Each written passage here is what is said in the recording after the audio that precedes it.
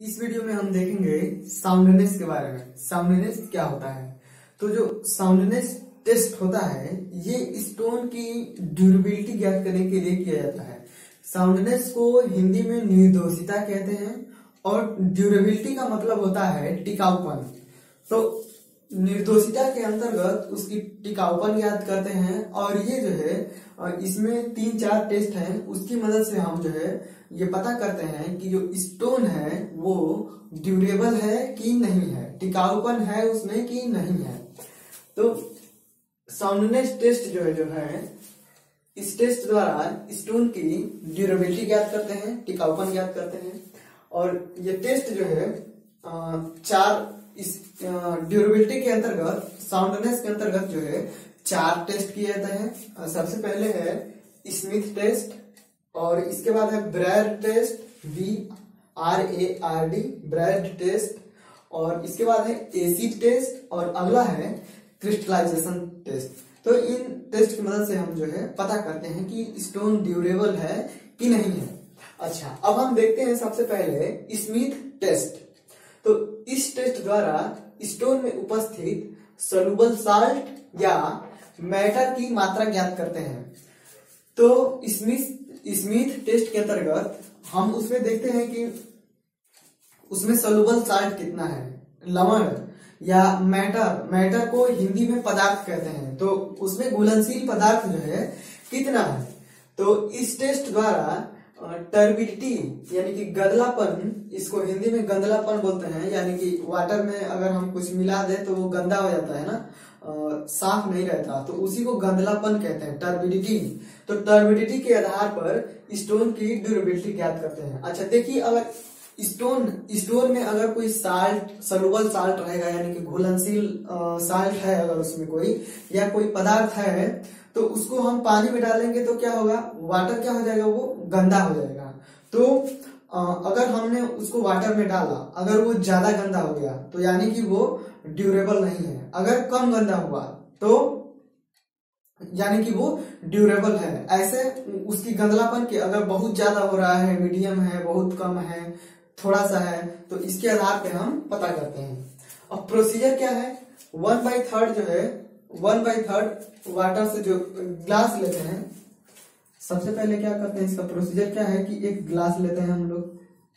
अब इसमें जो है 1/3 पानी भर देते हैं। मान लीजिए कि यहां तक 1/3 पानी हो गया, ठीक है, वाटर 1/3 जो है वाटर भरे ग्लास में क्वाइन के बराबर स्टोन डाल देते हैं तथा कुछ समय बाद वाटर की टर्बिडिटी के आधार पर स्टोन की ड्यूरेबिलिटी ज्ञात करते हैं। तो हमने एक ग्लास लिया, उसमें 1/3 वाटर डाल दिया और इसमें एक क्वाइन, देखिए सिक्का जो है कितना होता है, कितना छोटा है, हमने 1-2 का सिक्का ले लिया, तो हमने एक सिक्के के बराबर, क्वाइन के बराबर जो है इतना सा हमने सैंपल ले लिया, ठीक है।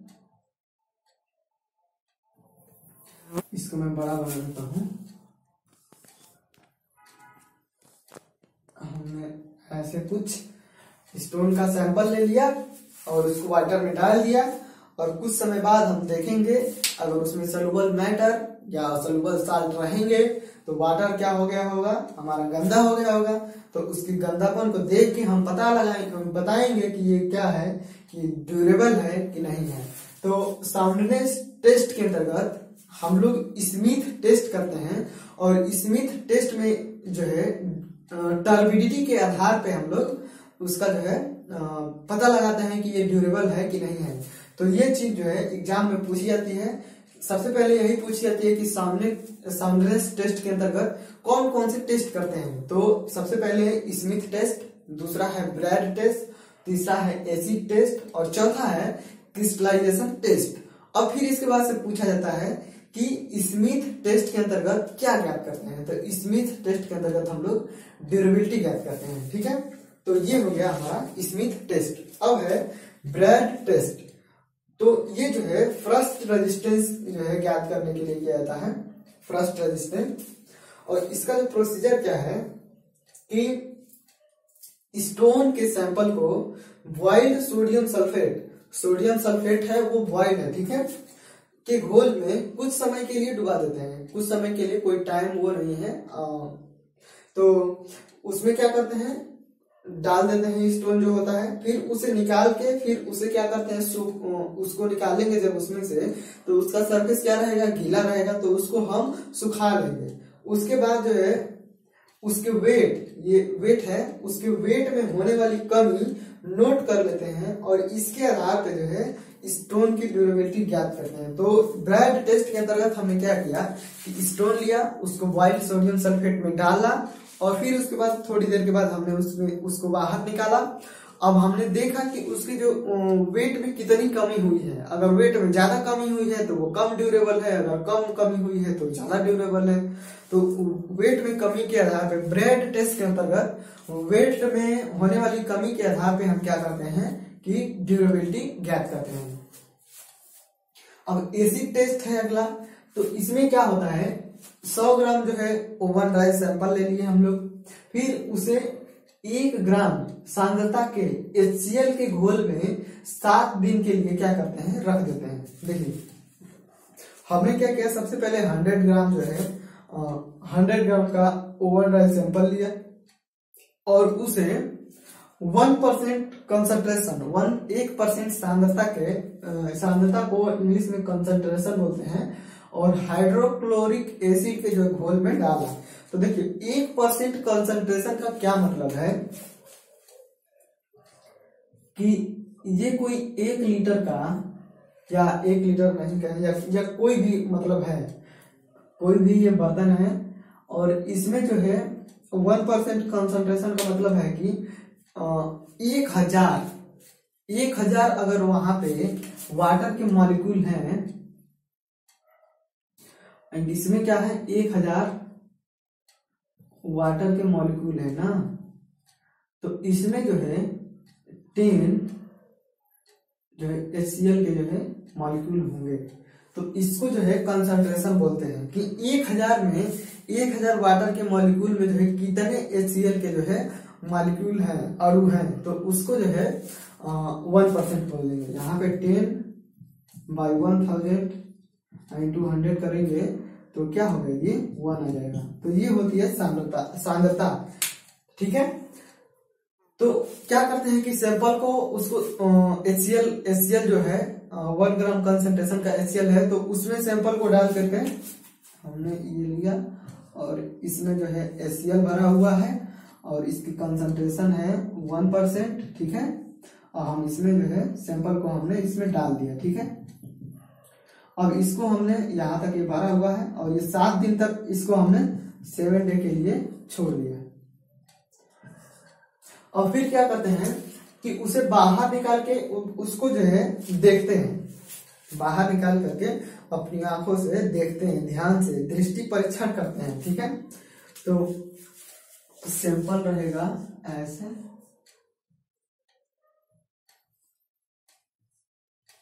तो जब 7 दिन के बाद उसको निकालेंगे तो उसका दृष्टि परीक्षण करेंगे तो उसमें क्या देखेंगे कि सैंपल के जो किनारे हैं, एज, ये सैंपल के जो ये एज हैं, इनको हिंदी में क्या बोला जाता है, किनारा, और ये जो कार्नर है, ये सब कार्नर है। तो किनारे तथा कोने टूट गए हैं, उसकी ड्यूरेबिलिटी कम अच्छी है।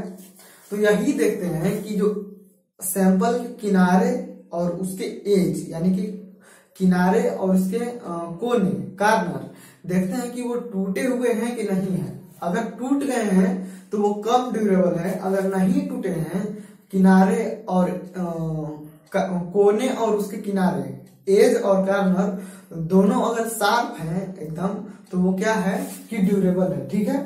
तो इसको ऐसे जो है हम लोग इसकी ड्यूरेबिलिटी ज्ञात करते हैं। अच्छा, अब है क्रिस्टलाइजेशन टेस्ट। तो इसमें क्या करते हैं कि 50 × 50 × 50 सेंटीमीटर साइज का जो है सैंपल लेते हैं, ठीक है। और ठीक वैसे ही जैसे यहाँ पे 1 ग्राम कंसंट्रेशन था और 1% कंसंट्रेशन था, ठीक वैसे ही इसमें 14% कंसंट्रेशन, ठीक है, कि सोडियम सल्फेट के घोल में 16 से 18 घंटे के लिए रख देते हैं।